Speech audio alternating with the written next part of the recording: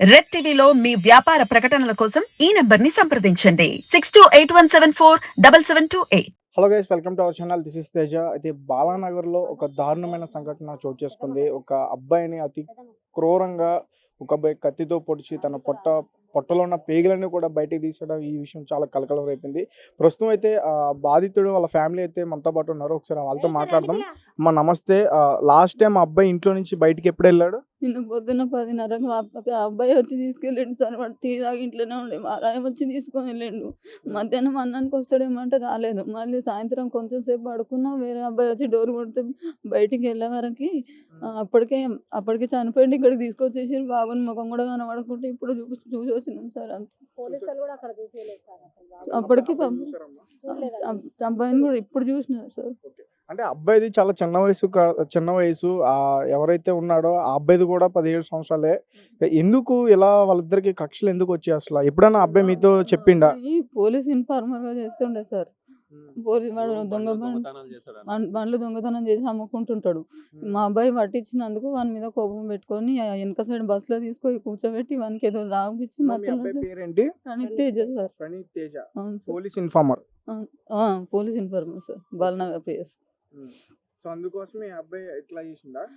మా అబ్బాయిని అట్లా ఊరవకనే అట్లా చేసింది సార్. వీడు చెప్తుండీ. ఇంతకు ముందు ప్రణీత్ తేజ వాళ్ళ ఇంటికి వెళ్ళి నిన్ను చంపేస్తానని బెదిరించాడు, ఇలాంటి వార్తలు కూడా బయటకు వచ్చాయి. లేదు సార్, ఎప్పుడు లేదు, అట్లా లేదు. అబ్బాయి మా ఇంటికి నాకు చెప్తుండే, ఏదున్నా కూడా పిల్లలు బస్తీలో అందరు ఇప్పుడు దాకుండే వాళ్ళు కూడా చెప్తున్నారు సార్. వాళ్ళంతా మంచివాడు ఎవరు లేడా అంటే వాడు బయటికి వెళ్ళినంటే మేమే చంపేస్తాం అని అంటున్నారు అందరూ. కానీ అంటే అబ్బాయిని మరి అట్లా ఆల్రెడీ గొడవలు ఉన్న అబ్బాయిని మీరు ఎందుకు పంపించారు? అంటే మధ్యలో కొన్ని రోజులు మాట్లాడుకోలేదు. మళ్ళీ ఇప్పుడు కలుసుకున్నారేమో సార్, తెలీదు. నిన్న వచ్చి పండు అని పిలవగానే వీడు బయటికి వచ్చేసిండు. బయటికి రాగానే ఇద్దరు కలిసి వెళ్ళిపోయినారు. అయిపోయినారేమో. ఎక్కడికి వెళ్ళినో తెలియదు సార్. నేను ఇంట్లో వంట చేసుకుంటున్నా. సాయంత్రం వరకు ఈ న్యూస్ తెలిసింది. నేను వెళ్ళే వరకే బాబుని ఇక్కడ తీసుకొచ్చేసిండు. ఆ బాబుని అక్కడ జైల్లో పట్టుకుంది. ఇప్పుడు మీరు ఏం డిమాండ్ చేయాలనుకుంటున్నారు? ఏం చేస్తాను సార్, వీళ్ళే మాట్లాడతారు. నా కొడుకే పోయింది సార్.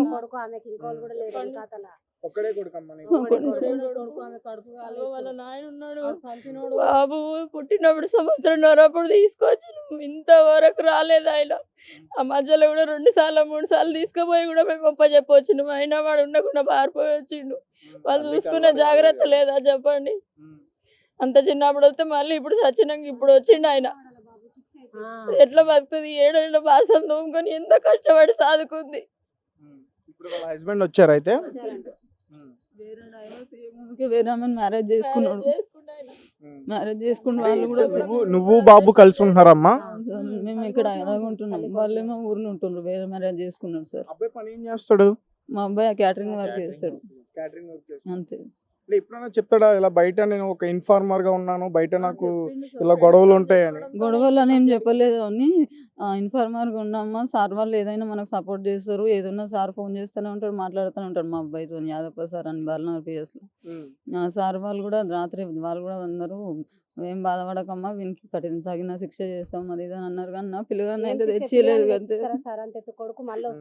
ఇంత చిన్న పిల్లగాన్ని అంత పెద్దగా చేసుకున్నా సార్ నేను కష్టపడి. 18. మీ అబ్బాయి గంజి అలవాటు ఉంది అంటున్నారు కొంతమంది. అవును సార్, వాళ్ళతోనే అలవాటు అయింది సార్, దోస్తులతో ఉంది సార్. అదేం తాగిపించిండ్రో మరి, వాడు ఎంతగానం తాగి. లాస్ట్ టైం నీతో ఎప్పుడు మాట్లాడు మీ అబ్బాయి? నిన్న పొద్దున అమ్మ బ్రష్ చేసుకుంటే అమ్మ టీ పోయి అంటే టీ పోసి ఇచ్చిన, బిస్కెట్లు తిన్నాడు. ఇంతలో వాడు వచ్చి విలువగానే నెత్తి దూసుకొని బయటకు వెళ్ళిపోయాడు. నువ్వు ఎందుకు పంపించావు అమ్మా? అంటే వాళ్ళిద్దరి మధ్య ఆల్రెడీ గొడవలు ఉన్నాయి కదా, వద్దు అని. తెలియదు కదా సార్, కటన్ బయట రూమ్ లో ఉన్నాడు, బయట అవతల ఉన్నాడు వాడు. మేము లోపల రూమ్ లో నేను వంట చేసుకుంటా, నేను ఉన్నా. ఇప్పుడే వస్తున్నామ్మా అనుకుంటా, చెప్పులు వేసుకుని పోతే సరే రా అనుకుంటా అన్న. చికెన్ తీసుకొచ్చి పెడుతున్నా వానికి ఇష్టం అని. ఆ వండిన ఆడ పెట్టిన వాడు రానే లేదు సార్. ఇక మళ్ళీ సాయంత్రం వరకు న్యూస్ తెలిసింది. ఎవరు చెప్పారు ఈ న్యూస్? అక్కడ ఒక అబ్బాయిని పంపించిండ్రు. వచ్చి డోర్ కొడితే ఎవరు వాళ్ళు బాబు అంటే, నేను అన్న వాళ్ళు రమ్మంటారు అంటే మా బాబుది మన గొడవ అయిందేమో అని నేను దవదా పరిగెత్తుకుంటూ వెళ్ళే వరకు అప్పటికే బాబుని ఇక్కడికి తీసుకొచ్చేసిండ్రు. ప్రణీత్ తేజ్ అంటే మీ బాబేనా, ఫోటో చూడమ్మా అని ఫోటో పెద్దగా పెట్టి చూపించారు. చూసే వరకు మా అబ్బాయి సార్. ఇక నిన్న తీసుకొచ్చి లేచిండ్రు అంటే ఇప్పుడు చూపించారు మాకు. పొద్దున్న నుంచి చచ్చిన. చూసారా కడసారి అబ్బాయిని చూసుకున్నారా ఇంకా లేదా? చూసిన సార్. చెప్తలేరు. వాడు ఎక్కడెక్కడ ఏం పోసిండో ఏం చేసిండో కూడా మాకు అర్థమైతలేదు సార్.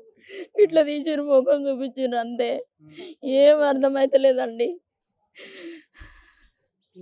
ఒక్కసారి కొంచెం దూరం పెట్టండి, అందరికి చూపియాలి కదా సార్. ఎక్కడ ఏమైందని మాకు కూడా తెలియదు. ఎక్కడి నుంచి వచ్చారమ్మా మీరు? మేము ఇక్కడ ఎత్తున్నారు ఉంటామండి, మా చెల్లెలు బాబు. ఓకే, ఏదో అంటున్నారు మీరు, నాకు వినిపించలేదు.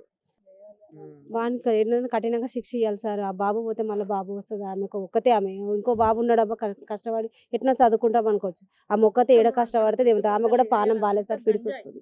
ఈ టెన్షన్లకే మొత్తం అక్కడ వాడు ఎక్కడెక్కడ వెళ్తాడు అంటే అది ఏమంటారు పత్తేనగర్ మొత్తం, అదంతా రైల్వే బ్రిడ్జ్ అవి మొత్తం జగద్గిరిగుట్ట అన్ని ఆ చుట్టుపక్కల గంజాయి కానీ అంతా మొత్తం గంజాయి అమ్మడమే. ఆ తాగిన మత్తులో వాళ్ళు ఏం చేసేది వాళ్ళకి అర్థం మరి కావట్లేదు. అక్కడ పోలీసు వాళ్ళకి కూడా తెలుస్తున్నది, అయినా కూడా మరి ఇంకా ఏమైతుందో అర్థమైతలేదు సార్. ఎందుకు పట్టుకుంటలేరు? మేము దాదాపు ఇప్పుడు 3-4 ఏళ్ళ నుంచి బాధపడుతున్నాం. ఒక్క దగ్గరనన్నా దొరుకుతలేరు వచ్చిన వాళ్ళని, అంత పగడతలేరు.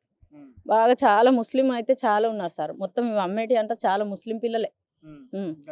అన్నిటికున్నారు కానీ గంజాయిని పట్టుకొని వాళ్ళకు తానే శిక్ష ఇవ్వనీకి ఎవరు లేరు. అంత కొడుకు పోయిండు నాయన, ఏడ దొరకాలి. అది ఒక్కటి పచ్చి ఏం కష్టం చేసుకొని ఏం తింటది. అంటే మీరు ఇందాక చెప్తున్నారు జగద్గిరిగుట్ట, బాలానగర్, ఇంకా ఐడిపిఎల్ కాలనీ, ఫతేనగర్ ఇవన్నీ కూడా గంజాయి నడుస్తుంది. మరి ఎప్పుడు మీరు పోలీస్ స్టేషన్కి వెళ్ళి ఎప్పుడు ఫిర్యాదు చేయలేదు మీరు? చాలా సార్లు వెళ్ళినాం సార్. అబ్బా ఏజ్ లేదని మా అబ్బాయిని ఎప్పుడు పంపించినా, ఏజ్ మీ అబ్బాయికి ఏజ్ లేదమ్మా లోపల పెట్టడానికి రాదు అని చెప్పి పంపించేసారు. వానికి మొన్న 18 years పడ్డాక మీరే మా అబ్బాయి గంజాయి కొడుతున్నారు అని మీరే చెప్పారు. కొడుతున్నారు అని చెప్పాను సార్. పట్టుకోండి అని. 3 రోజుల కింద ఇగో ఈ దెబ్బలన్నీ అవే. వాడు తాగి చెప్పిందంట నైట్ మీద నా బాధ. మీ అబ్బాయి మీ మీద గంజాయి తాగిన మత్తులో సార్ కొట్టినందుకు పోయి మొన్న చెప్తే కూడా వాళ్ళు వచ్చి పట్టించుకోలేదు సార్. పోలీసులు ఎవరు పట్టించుకోలేదు సార్. వాళ్ళు కూడా ఎంత పట్టించుకుంటారు సార్? ఊకే ఎన్నిసార్లు బెదిరిస్తారు? ఎమ్మడి ఉంటారా వాళ్ళు? వాళ్ళ డ్యూటీ వాళ్ళకు ఉంటది. ఈ ఒక్క దగ్గరనే పోవడం ఉండదు వాళ్ళకి, 12 దగ్గర పోవాల పడుతుంది. వాళ్ళని కూడా ఏమంటాం, ఏమనలేము. మన పిల్లగాని మన మాతృలో పెట్టుకోవాలి అంతేగాని వాళ్ళని అనడం తప్పు కాదు. వాళ్ళని ఏమనలేము. వాళ్ళు ఒకసారి బెదిరిస్తారు, కొడతారు, తిడతారు. ఇంకా వానికి ఏజ్ లేదు కాబట్టి పోలీసులు లాకప్లో పెట్టలేరు. బెదిరించారు, కొట్టిరు, తిట్టిరు, పంపించారు. వాళ్ళ డ్యూటీ వాళ్ళు చేసారు అంతేగాని ఇంకా వాళ్ళు జైలుకి తీసుకుపోవడం ఇట్లా అంటే వాళ్ళు చేయలేరు కదా. న్యాయం అంటే ఏదంటే ఎలాంటి న్యాయం చేయాలి మరి అబ్బాయికి? కూడా అర్థమైతలేదు సార్. ఏదైనా న్యాయం, ఆమెకు న్యాయం చేయండి సార్. వేరే అయితే ఇంకా భర్తది సపోర్ట్ కూడా లేదు తనకు. మా ఆయన ఉండి కూడా ఆయన లేనట్టే.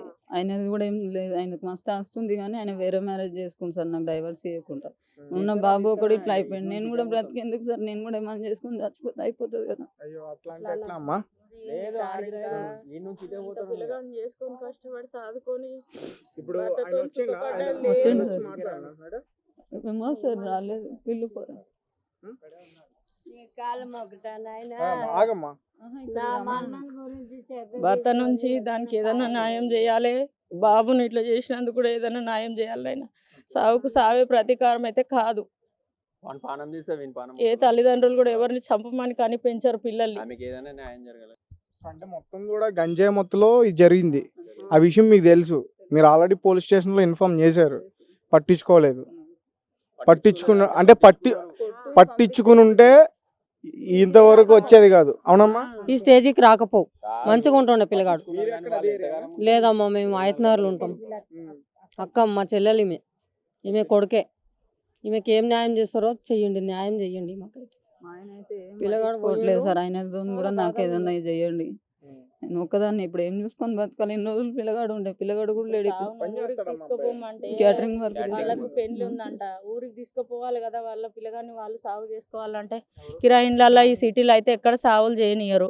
తీసుకుపోమంటే ఆయన కూడా భయపడుతుండు, ఊర్లో పెళ్లి అవుతుంది మా చుట్టాలది అని. వద్దు, ఏదన్నా ఉంటే ఈ నుంచి ఈయనే తీసేద్దాం, కానిద్దాం అంటే ఇక దిక్కులేని పచ్చి లెక్క అయిపోయిండు.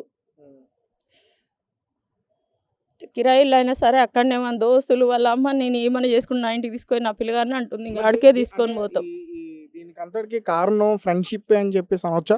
ఫ్రెండ్షిప్ అయితే ఫ్రెండ్షిప్పే కారణం. ఫ్రెండ్షిప్ కారణం, ఈ గంజాయి మత్తు కారణము. ఏ పిల్లలు కూడా చెప్తున్నా కదా, తల్లిదండ్రులు అంత రాక్షసులు ఎవ్వరు పెంచారండి. కేవలం ఈ మత్తు పదార్థం వల్లనే ఇట్లా తయారవుతుంది సమాజం మొత్తం. అంటే చాలా దారుణంగా చంపేశాడు, పేగులన్నీ కూడా బయటికి తీసాడు అని చెప్పేసి అంటున్నారు. కానీ మొత్తం ఇప్పుడు చూసి వచ్చిన వాళ్ళు చెప్తున్నారు మాకు, మొత్తం గొంతంతా కోసేసిండంట, ఇక్కడ కడుపంతా కట్ చేసేసి మొత్తం పేగులన్నీ తీసి పక్కన పడేసేసిండంట. అటు పోలీస్ స్టేషన్లో కూడా అంత ధైర్యంగా చెప్తుండంట.